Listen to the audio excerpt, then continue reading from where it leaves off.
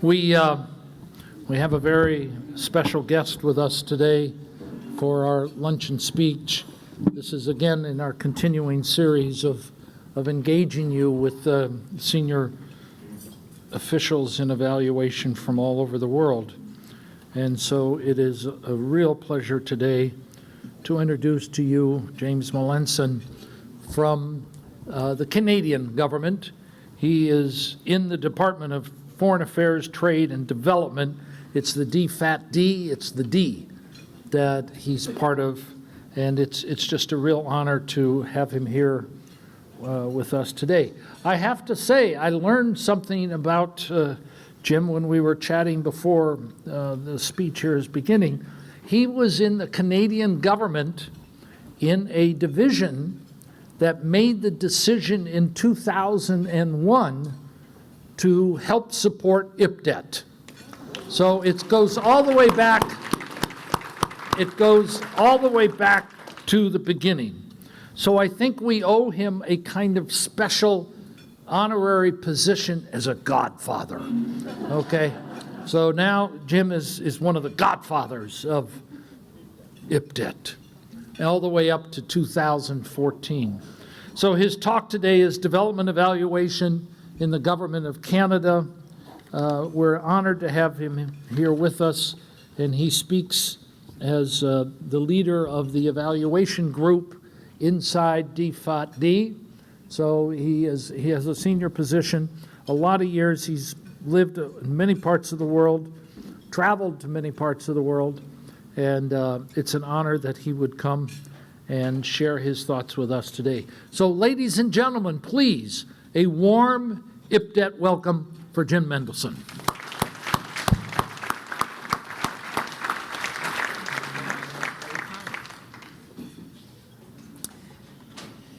Well, thank you for that, and welcome everyone to my home, Ottawa, and in fact to one of my alma maters, Carleton University. Ray mentioned that I was in a function that had something to do with initiating funding for IPDET, so in fact I have worked in development programs for most of my career, both government to government and multilateral programs. But I repurposed, or I retrained as an evaluator here at Carleton University in the graduate program they have here. And as Ray said, I now work in development evaluation for the Department of Foreign Affairs, Trade and Development. So that's what I'd like to sketch out for you today is what's evaluation like in the Government of Canada? What's the enabling environment, to use that term? Within that, how does a government's evaluation function work? In my particular case, Foreign Affairs, Trade and Development. And then just touch lightly, I guess, on the world of development evaluation, which is a particular branch of overall evaluation practice. As we've observed, DFATD has supported IPDET since 2001, along with Carleton University, the World Bank, the International Development Research Center, and in fact the Treasury Board Secretariat. And this has been a long-standing partnership, and I think has contributed to strengthening evaluation internationally. So when I talk, I'm going to, as I said, sketch out a bit about what evaluation looks like in the Government of Canada. It's a tool for accountability and decision-making. What does it look like at my department? And then what does it have to offer internationally in the world of development evaluation? The Canadian government began mandating evaluations for government departments in the 1970s, and program evaluation since then has been viewed as an important component of decision-making.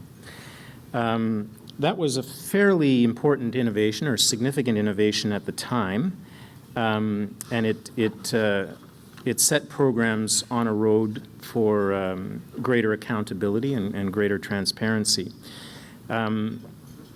There have been a series of evaluation policies in the Government of Canada. The most recent dates from 2009. And we also have legislation called the Federal Accountability Act. those together establish the framework for evaluation in the government.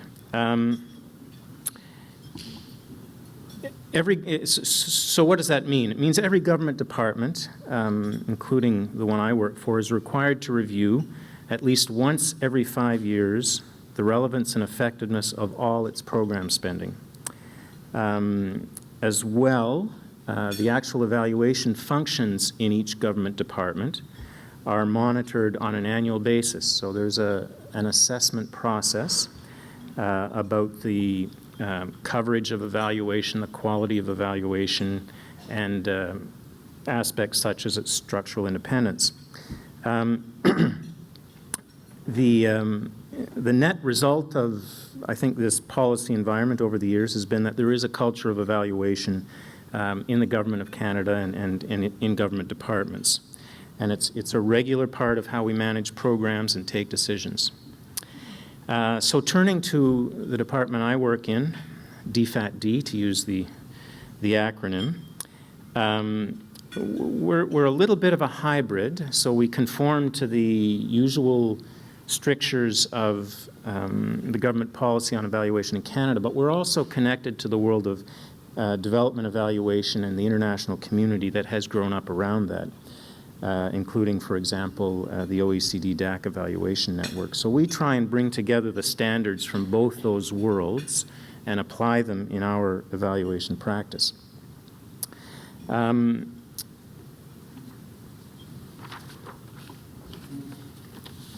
So at this point in your training, I guess you're aware that there are some challenges in the field of development evaluation. I'll tell you a little bit about how we run our practice.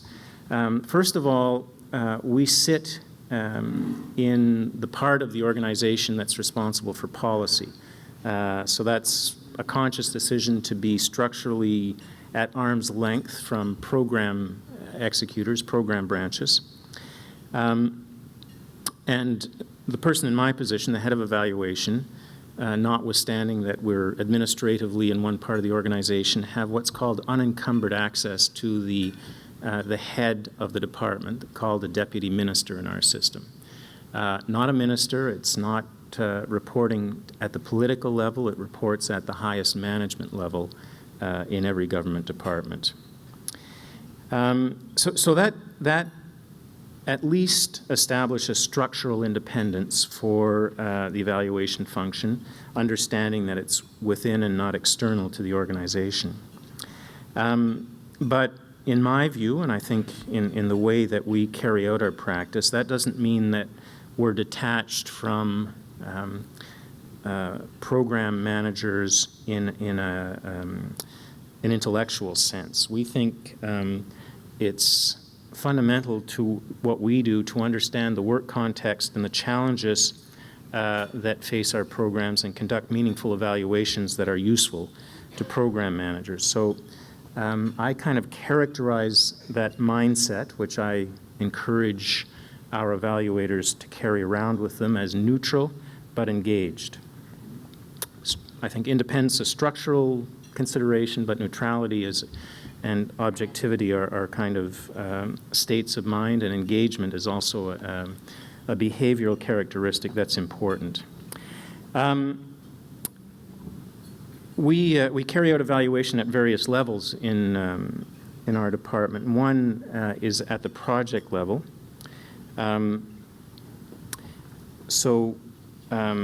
Those project level evaluations, in fact, are managed in our system by program managers, and you'll see this in many organizations. There's a system of decentralized evaluation or program-led evaluation. However, my group plays the role of mentor, technical advisor to program managers so that we can be sure that the quality of evaluation that's being conducted in that decentralized fashion is rigorous. We intervene at every step in the process, terms of reference, evaluation designs, work plans, technical reports, final reports, and we advise on quality. So that's a significant part of our evaluation practice. The second part is we directly undertake evaluations ourselves at the corporate level. So we use that base of information. Typically in a year, 50, 60, 70 project level initiatives are being evaluated. There's a base of performance information. Our job is to make that meaningful at the corporate level. What's that adding up to?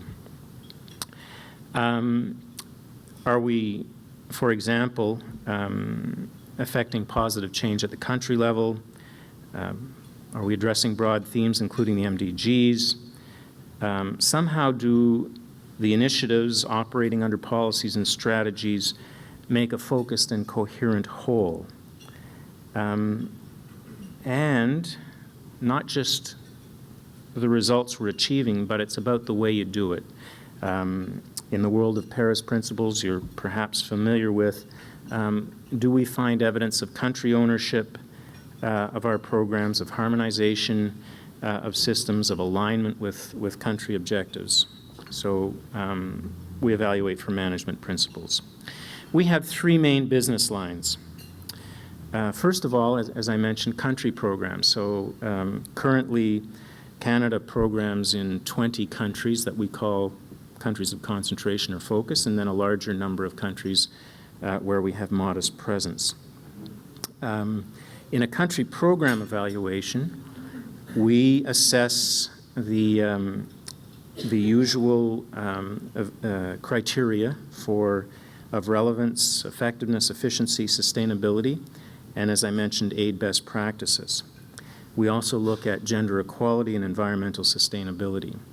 So that's a set of criteria. We use program theory, mixed methods, obviously, document review, synthesis of existing project evaluations, site visits, interviews, and focus groups. So here's an example.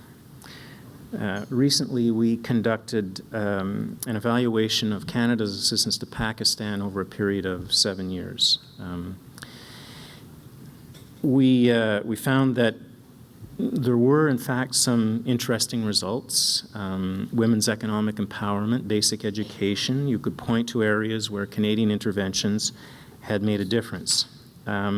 However, there are big issues in Pakistan, certainly on the security and political side, but also on the resilience to natural disasters, part of how Pakistan is able to deal with recurrent earthquakes and I suppose climate change related events. And one of our main findings was that our programming just didn't take that into account at all. We went there, we made investments, we didn't think about resilience, we didn't think about integrating our relief, reconstruction, and development efforts. So we generated recommendations in joining the program to, in the future, take a much more complete approach to what they were doing in the country. Second part, big part of our business is evaluating multilateral organizations. Not every bilateral donor undertakes this, but as part of our policy on evaluation, where we're required to evaluate all of our investments, we have to be able to speak to the results we're getting from our investments at the Asian Development Bank, the African Development Bank, UN organizations, etc. To do that, we've developed a particular methodology, a particular approach through the DAC Evaluation Network, which has endorsed this. It is a meta-synthesis approach. It uses the evaluation evidence that these organizations generate themselves. We engage with the organization, build a universe of their evaluations over the previous 5 years generally. We pre-screen the quality and coverage of that evaluation evidence, and then we do a synthesis again against the main DAC evaluation criteria: relevance, effectiveness, efficiency, how well they're using performance management systems, whether gender equality and environmental sustainability are integrated in all their programs.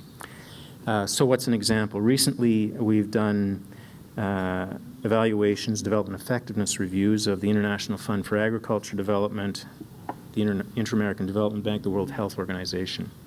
And they do provide a narrative that's otherwise lacking from the organization's own reporting about, over a period of time, what they're achieving, what their effectiveness is, what their relevance is.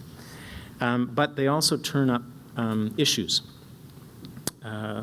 We found, for example, at the World Health Organization that gender equality just wasn't mainstreamed in programs and wasn't consistently evaluated, wasn't measured.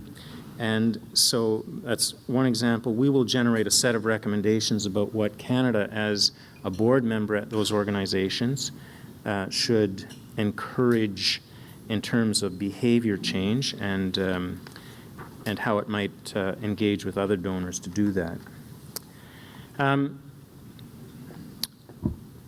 Across these business lines, there's an inevitable tendency to show, to ascertain that, yes, results have been achieved, but also to find where problems have occurred, improvements are needed. And I just think in an evaluation functions narrative which reads out to the organization that it's working in, there is a need for balance.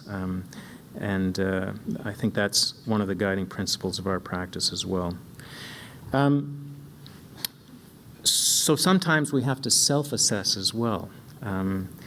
We are evaluating other people, but we occasionally have to look at our own practices. I thought this might be of interest to you as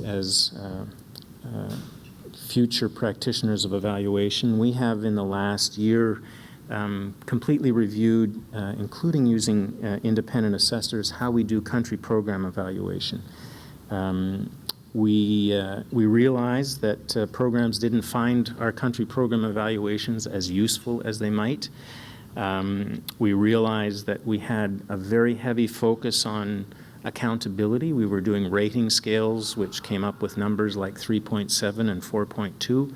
And we had to ask ourselves how meaningful that was and how much it was really changing behavior for the better among country programs. So we re-engineered our evaluation approach to country assessment. We made a presentation to the DAC Evaluation Network. We now emphasize learning to a much greater extent. We focus on fewer issues. We invite innovative designs. We try and go into depth rather than insist on breadth of analysis.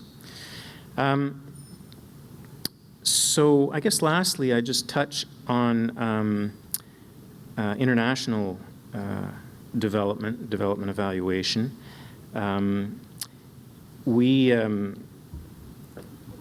We participate in, as I said, the DAC Evaluation Network. That's a way that we keep abreast of best practices, and we certainly, from time to time, find ways of bringing Canadian experience to bear in the international community. One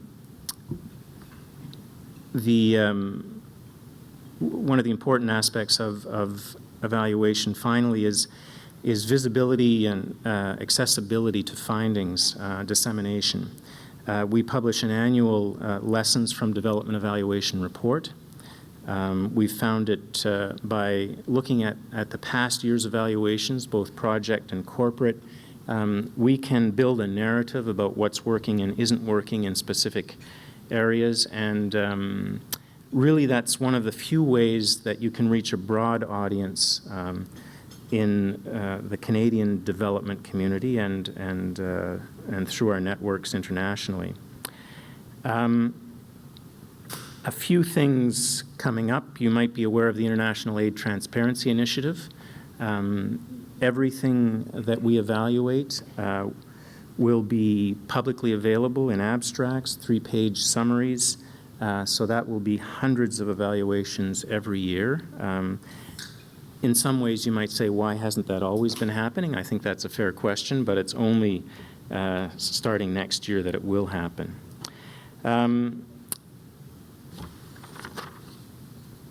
The question of post-2015, I think, looms on the horizon for development evaluators. It does for us. The discussion so far around post-2015 has very much focused on monitoring and evaluation. The high-level panel called for a data revolution. And clearly what they're referring to is having baselines and national monitoring, statistics and evaluation systems that are going to allow us in a way we weren't able for the Millennium Development Goals to monitor and report on performance.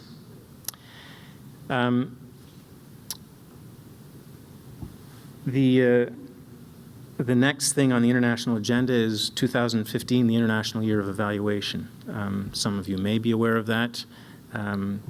It has been promoted by a number of international groups. There is a movement to have it endorsed by the General Assembly. And again, this arises from the international development evaluation community, and I think it will increase the profile of development evaluation going forward, certainly in 2015. In closing, I've tried to outline how the Canadian government and our department have a culture of evaluation, the concrete things we try and do to make that culture a working reality. You're going to learn a lot of methods and techniques while you're here, but I think also you want to be mindful of the role that evaluation plays, as it does here, in informing how management takes decisions, how policies are made, and how stories are told to our Parliament and to the general public. I think Canadian evaluation plays all of those roles. It's used as a basis on which to make judgments. If this kind of evidence and assessment is not available, the quality of decisions and the quality of programs will not be what they would be otherwise. So you have a mission in life, and it's one I've become enthusiastic about in the last 2 or 3 years, having been a manager of programs for many years before that. You will gain knowledge. You'll also become part of a network. I understand IPDET itself maintains a network, but there is a larger, and there are larger networks of development evaluators. It is, I think, a recognizable and distinct practice in evaluation, and I think it's a high calling, and welcome to it, and I wish you every success with your studies here. I'd be pleased to have a discussion if you wish. Thank you.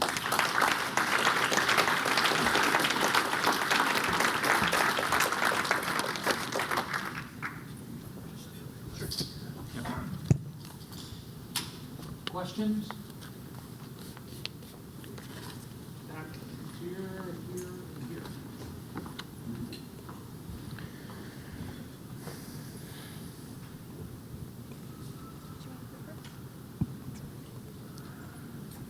David is my name. I was just going to find out from you if the death of CEDA, the Canadian International Development Agency, was in any way attributable to any evaluation finding, or this was just an internal decision within the Canadian government to do some smart reorganization. And the second point I was going to find out from you is, I just heard you say that in the country evaluation that you've done on Pakistan, you had an element of climate change. Would you share that with us? Because we sort of always aggregate these evaluations to be able to share best practices. Thanks. As you wish. What do you think? Sure, I'll quickly, just so I remember them. Look, In a budget that was handed down to Parliament about 18 months ago, the Government of Canada announced that it would amalgamate the Foreign Affairs and Trade Ministry with what was formerly the Canadian International Development Agency. That didn't have anything to do with the world of evaluation. It was a political determination that the government made about how foreign policy could be prosecuted more effectively in their view, and so I think that's about all I would say about that. All of our evaluations go into the public domain. The one I mentioned about Pakistan is perhaps just a couple of weeks away from being there, so I would invite you to visit our website, and it will be available. And that was, as I said, one of the key areas that we felt needed attention in the future was being resilient to natural disasters and integrating relief and development efforts. Over here. Is there not another one? Sure. That's great. That's a great idea. Thanks. I don't see where that person is. Okay. Flora Liebig, formerly at CETA. I have two questions which may be related. One is, does DFATD, the development arm, now undertake joint evaluations with other donors and possibly with development partners? And what is the current state of thinking on issues around causality, attribution, contribution between the programming that Canada carries out in the field and results? Thank you. So now I've got some notes. Why don't we take 2 or 3 more questions, and I'll... Thank you very much for your presentation. I'm Rudo. I'm not going to say out my name in case what I say might crucify me, but I'm coming from one of the countries that is funded by Canada, and we are very grateful for that. But my question is, how do you determine what kind of evaluation to do in a country program? Because from this program that is being funded, we've already had the first one. Maybe it's like an evaluability or formative assessment that was done initially, then the midterm review. But this is a 4-year program, and sometimes the feeling is like quite significant resources are going into there, and you are wondering whether it's justified to have those type of evaluations. And also the other question was really on how do you also work with other donors, because we are also funded by CEDA, Swedish, also mainly also it's like on the same maternal health programs. Thank you. Right. Maybe one more, and then I'll take that set at least. My name is Ahmed. I just wanted to ask a question about the culture of hearing bad news in evaluations. In the couple of examples you brought up, I was actually pleased to hear that you did mention the positive as well as some of the criticisms of the programs found. I think the question is, in our discussions, especially in small group discussions, we bring this up a lot, that bad news is not often sought after, or even if it is brought into the attention of higher level managers, they're usually turned down. So how do you develop that culture of being receptive to bad news about the impact of programs? Thank you. Mm-hmm. Okay, let me take a stab at those. Joint evaluations. Increasingly, for multilateral organizations, we're doing more joint evaluations. So currently with the Dutch, we're contracting for one set of evaluations for UNFPA, UNHCR, UN Women. I think there is a remaining challenge for country assessments. There aren't too many examples, I don't think. There was one 3 years ago in South Sudan where a number of donors came together and evaluated. their country assistance, but I think, first of all, many donors are no longer doing overall country assessments. They're doing individual project evaluations. And that, when you're in that world, it's kind of more difficult to do things as groups of donors. But I think there is a remaining frontier in joint donor evaluation of country interventions. How do we determine what to evaluate? To some extent, in the world we live in Canada, where we have to evaluate everything, that's a question that's been taken off our plate.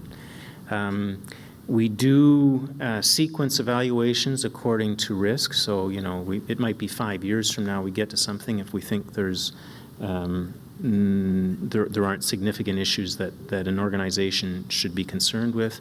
We'll do it this year or next year if we think there are greater risks.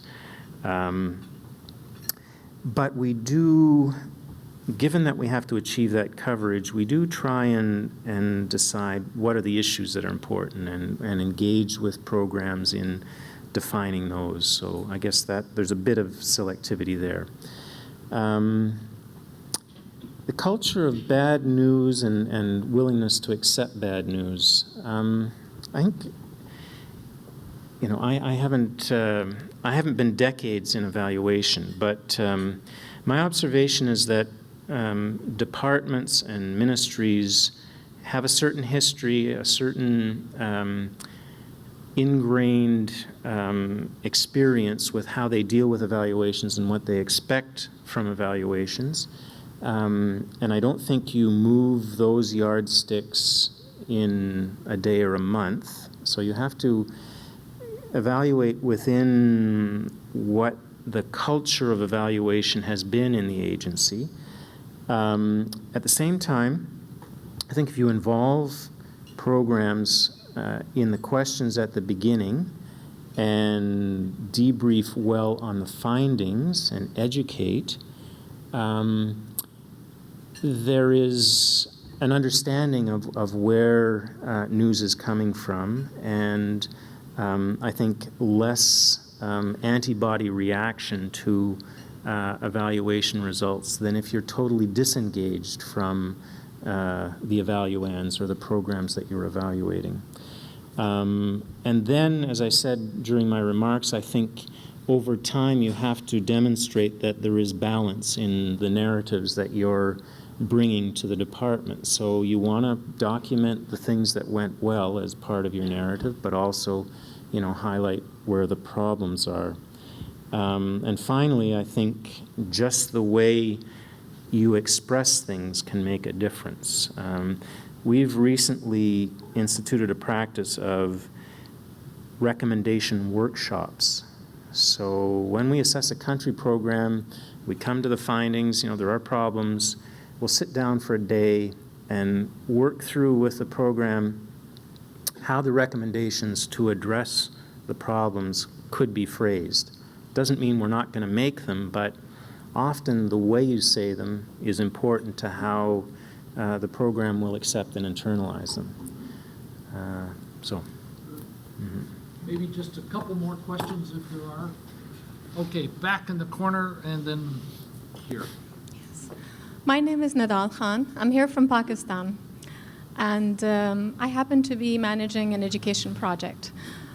First of all, I'm really happy and delighted to have met you, because we, back in Pakistan, where there are multiple donors and a lot of money being poured down in the name of development, we really look up to CEDA or de facto. And so my question comes back, which was partially answered, that the country report for Pakistan is already out, and I believe that's public for Pakistan. It will be in a month or so. Mm-hmm. Okay. Now, in a country where there are other development partners, you know, and you've talked about the context of calamities, flood, the weather, the security conditions, but I haven't heard you mention the politics that comes with the country, and specifically the politics that's attached with assistance money that's being given to the country. My question is, does your recommendation actually identify that as a factor? And how does it address it? As in, how is de facto going to be taking the few coming years in keeping that balance of how it was taken, as more of an agency that's doing core development rather than politics? How will you be maintaining that in future? Let's take one more here. I'm Pradeep. I used to work for the Swiss Agency for Development and Cooperation until recently. And a couple of years ago in Switzerland, there's been quite a bit of campaign in media and also on the parliament to ask for more accountability. And there were a lot of very critical articles in certain press against development aid and our work in particular. In Canada, the fact that you are now much more coming out with evaluations and publishing your results in a more independent way, how has that influenced the dialogue with the media and with the parliament?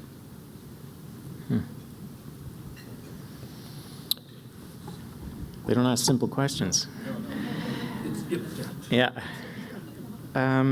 So Pakistan, I think there might be two strands to your question, if I've understood, and I'll try and address both. So a country program evaluation that we do goes to some lengths to be clear about the context in which a development program is being delivered. And clearly one of the elements of context, important elements, is the politics and the social conditions in the country. So in this Pakistan evaluation, I didn't set out to talk so much about this one country program evaluation. We provided quite a bit of analysis of how the policy frameworks of the government of Pakistan were varied and not entirely consistent over a period of time, and how the conditions that would be documented by Transparency International, for instance, implemented or affected the implementation of an aid program. And so we took all of those together to make sure that the context was clear about how the program was trying to achieve results and why they were doing things in certain ways. So we certainly don't abstract from political analysis in country assessment. But I think you've also asked, in the future, given that we've amalgamated our development assistance with our foreign affairs or our diplomacy and trade, are we going to be evaluating everything in that sense? Are we going to evaluate total Canadian involvement in a country? We're not there yet. If you look across the OECD, almost all donors maintain distinct development evaluation functions, even where they're integrated in foreign ministries, the Nordics, almost everyone. The ambition to set measurable targets for foreign policy and trade and evaluate them, I don't think has yet surfaced in foreign ministries. It could in 4 or 5 years. I should say our foreign ministry, our DFATD, has 2 evaluation divisions. I do development evaluation, but we have a counterpart division which existed before it was amalgamated, which still undertakes evaluative studies of diplomacy and trade activities. Is evaluation having an influence on the debates around accountability and, I guess, legitimacy, perhaps you're saying, of aid programs? I'm not sure at this point it's turning the tide.